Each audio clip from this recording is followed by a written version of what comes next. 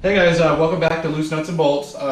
Do apologize, we have been kind of busy, and we do apologize. It seems like forever, it seems like we uploaded something, but I do promise you guys did not want to see what we have had to do the last couple of days. If you've been kind of following at least my Instagram, I've been kind of doing a little bit of sneak peeks, but realistically, we had to take the motor out. Unfortunately, we made some mistakes.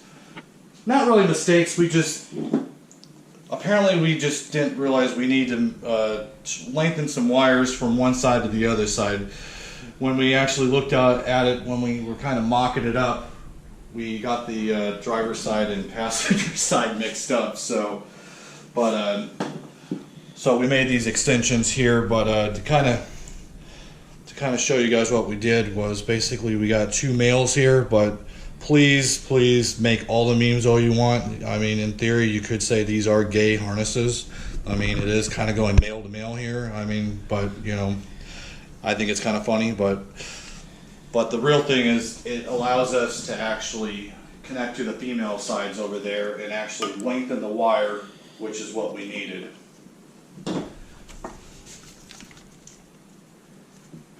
And then since we had the harness out again, I decided to actually basically re-wire loom the actual harness and basically use some wire loom tape. It's just standard generic tape from Amazon. A lot of the Volkswagen German cars use this style of tape, which works for me. I mean, it's chemical resistant, it's heat resistant. Not a million degrees, more like 500 degrees. But realistically, if your engine bay is getting more than 500 degrees, we're in trouble. But on that, as you guys see, motor is out, unfortunately. But I'm gonna pass it over to Matt, and he's gonna kind of explain some other things we also did here. All right.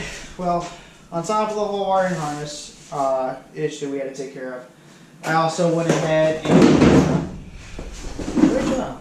Man, I'm sorry, guys. Apparently, I'm clumsy and a fat ass.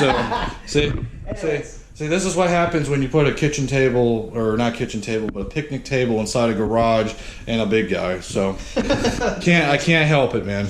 All right. Basically, what we had to do here is, since the transmission itself was hitting the frame rail, I just took my air hammer to it and put this nice little gap there, and the paint's already dried up, but put that nice little gap in there. Hopefully that's just enough for the transmission itself to clear, because it was a very small space that it was hitting. It was barely touching, so that should be enough to take care of that. We also had an issue with the coolant, or the heater hoses, correction. The heater hoses were not the correct ones either. The one we had was coming off the firewall, off the heater core, and it was not long enough to reach the back of the block. And the other hose, since there's like probably two 9-degree hoses put together, it was also too big, and the inside diameter was also too big as well to go from the oil cooler to the back of the block, not the hard pipe, to the back of the block. So we went ahead and took care of all that. Took care of that as well. The shift linkage, we got that ran a little bit better as well. I just had to loosen up these 4 bolts for the steering rack and fish this guy up there a little bit better.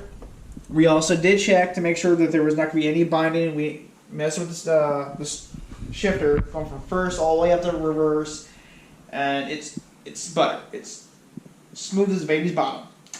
But anyways, that's pretty much about it for this update, and we're going to go ahead and oh yeah, that's right, good thing you pointed that out. I also went ahead and cut out notches for the radiator, so that way it would clear better. Because when we had the engine in there, the alternator bracket didn't really hit it, but when you had the alternator bolted up to the bracket, the power connection on the face of it was barely, well, probably about maybe 1/4 of an inch of space. But once you covered it up with the rubber grommet, or not the rubber grommet, for the rubber cover, it touched the alternator, or it touched the radiator, and it was just enough to where we couldn't get it to slide down. We couldn't get the radiator itself to slide down properly onto the these rubber bushings here. We could not get it to go down. So therefore, on top of all that stuff, we figured we'd take care of all the small miscellaneous things we had to do with it, and then just simply go from there.